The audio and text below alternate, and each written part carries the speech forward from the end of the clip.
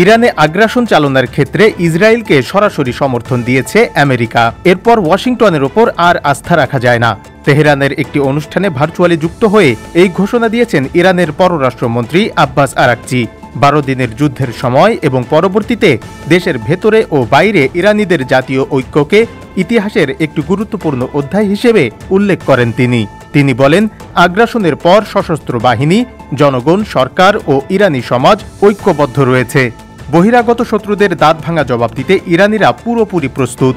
ইরানিদের জাতীয় ঐক্যের প্রশংসা করে তিনি এই ঐক্য ধরে রাখার উপর গুরুত্বারোপ করেন। বাইরের শত্রুরা ইরানের কোনো ক্ষতি করতে পারবে না বলেও আশা করেন তিনি। ইউরোপের দেশ লিথুয়ানিয়ার আকাশে প্রায়ই রহস্যজনক হট এয়ার বেলুন দেখা যায়। তৃতীয়বারের মতো এ মাসে শত শত হিলিয়াম বেলুন দেখা গেল।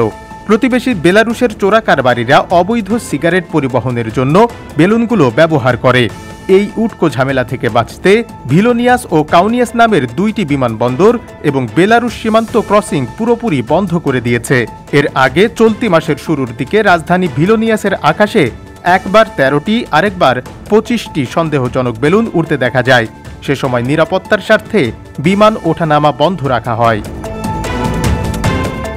সীমান্ত বিরোধ মেটাতে দক্ষিণ পূর্ব এশিয়ার 2 দেশ থাইল্যান্ড ও কম্বোডিয়ার মধ্যে ঐতিহাসিক শান্তি চুক্তি স্বাক্ষরিত হয়েছে।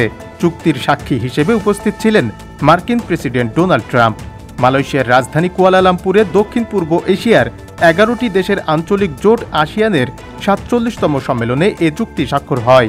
রোববার শুরু হওয়া এ সম্মেলনে অংশগ্রহণ করছে 11 সদস্য দেশের প্রতিনিধিরা।